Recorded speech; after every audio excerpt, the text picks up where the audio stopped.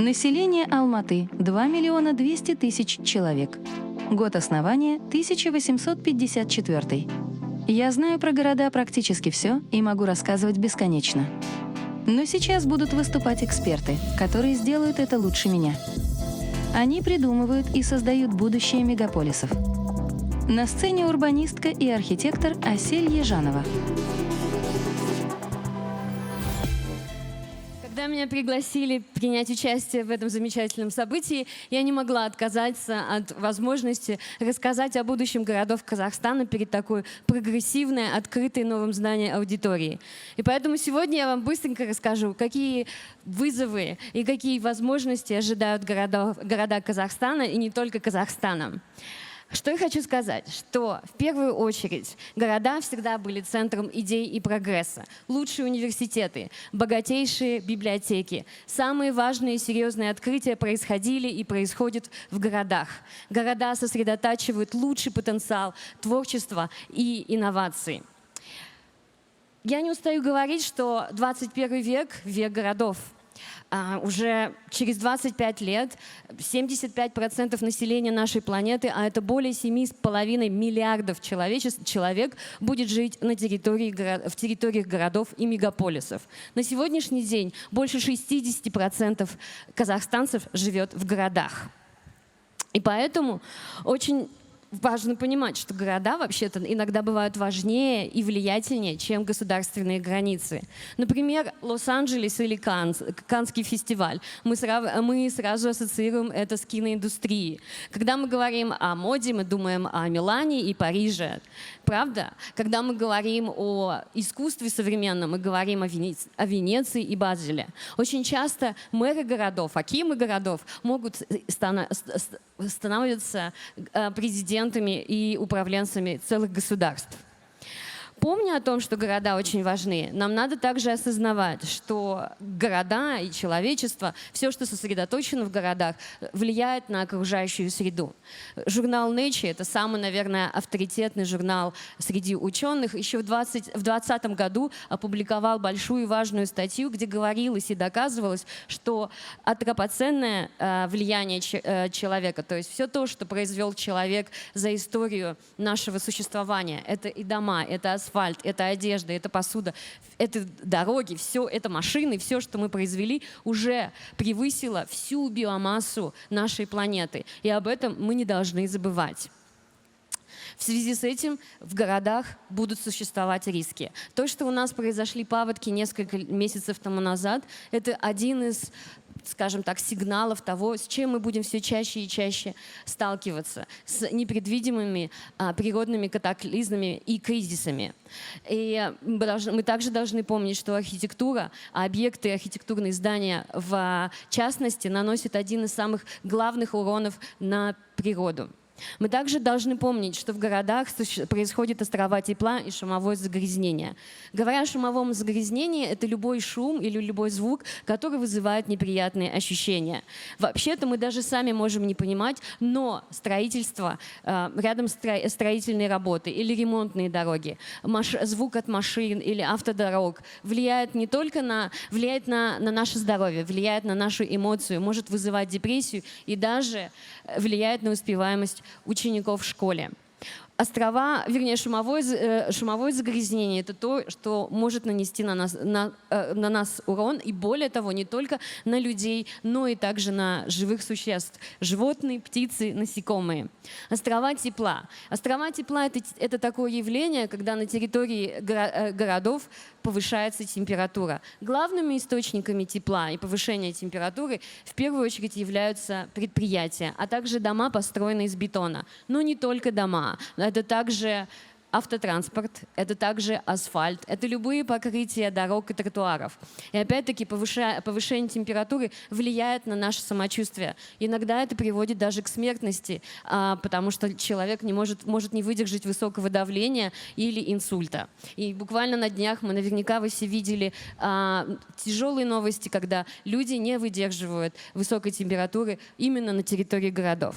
Еще один из вызовов, который с которым мы будем сталкиваться в городской среде, это неравенство в обществе. Все больше и больше наблюдается поляризация внутри общества и большая разница между очень богатыми и очень бедными. Так вот, хорошо спроектированные города и доступные разнообразные общественные пространства могут хотя бы немного снизить этот дисбаланс, потому что в таких общественных пространствах, например, как сегодня, где мы встретились, люди встречаются, знакомятся, начинают друг другу доверять, начинают вместе взаимодействовать, дружить и создавать какие-то новые интересные вещи, например, инновации и технологии.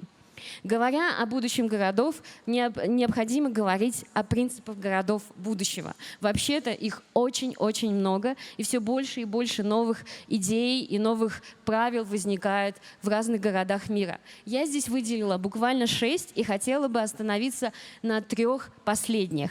Относиться к природным объектам как к стейкхолдерам, то есть все природные объекты, которые нас окружают, а это реки, озера, это гора, это болото, это дерево. Ко всем мы должны теперь относиться, я надеюсь, что вы со мной согласитесь, как к третьим лицам и защищать их интересы, как если бы мы защищали интересы людей.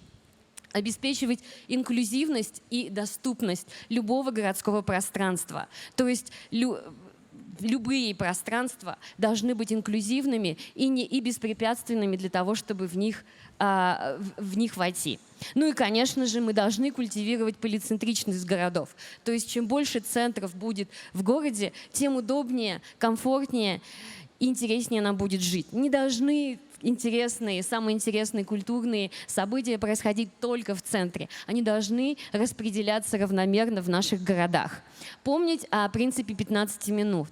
То есть каждый житель любого города Казахстана может и должен в течение 15 минут пешей доступности дойти до простого объекта социальной инфраструктуры.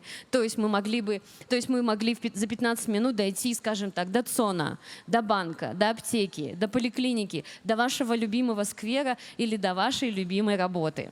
Ну и последнее, конечно же, из большого на самом деле списка – это применять инновации. Говоря об инновациях, я бы хотела буквально пару показать интересных, любопытных примеров, хотя на самом деле их гораздо больше. По всему миру ученые ищут пути и решения для устойчивых городов. Например, в Токийском университете придумали пищевой цемент. То есть это цемент, который делают из овощей и остатков фруктов. Он сразу приобретает такой натуральный, приятный цвет. К сожалению, пока еще токийские ученые не придумали, как этот цемент применять при возведении зданий, потому что он еще хрупок. Но точно посуду и мебель из него делают. Мицелий, грибы. Пока еще это делают, над этим экспериментируют самые передовые и самые смелые культурные институции мира, как МОМА в Нью-Йорке. Но вот несколько лет тому назад появился первый павильон временный из грибов, из мицелия. Но я не удивлюсь, если буквально через несколько лет мы будем видеть все чаще и чаще жилые дома, сделанные из грибов, потому что грибы — это одни из самых таких доступных, экологически чистых материалов.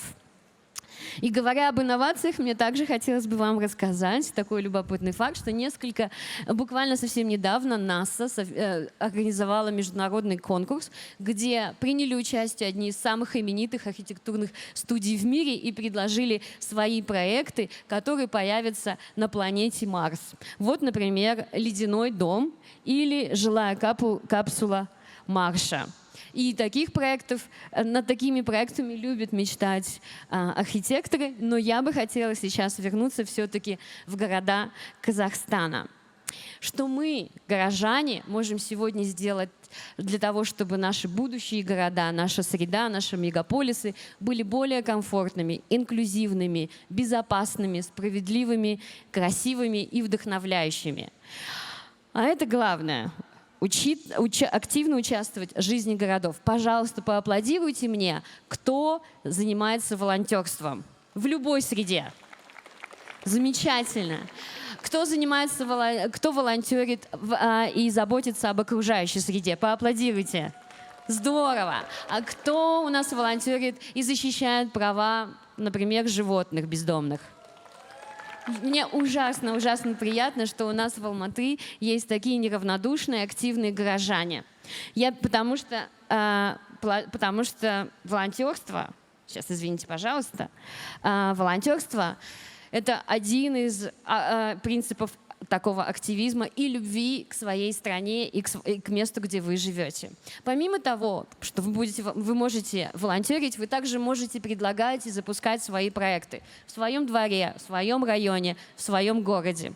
Вы также можете изучать новые знания, инновации, и вы можете подписаться на наш инстаграм-аккаунт Urban Forum Казахстан. Я являюсь соучредителем, и мы больше 10, почти уже, вернее, 10, я надеюсь, через несколько лет я буду уверенно говорить, что больше 10 лет говорим о будущем городов Казахстана. Подписывайтесь на нас, изучайте инновации, приходите на такие замечательные мероприятия и площадки, как сегодняшний вечер, и делитесь этими знаниями, делитесь своей любовью к городу и своим таким здоровым любопытством о будущем городов с другими. Спасибо и приятного вам всем вечера. До свидания.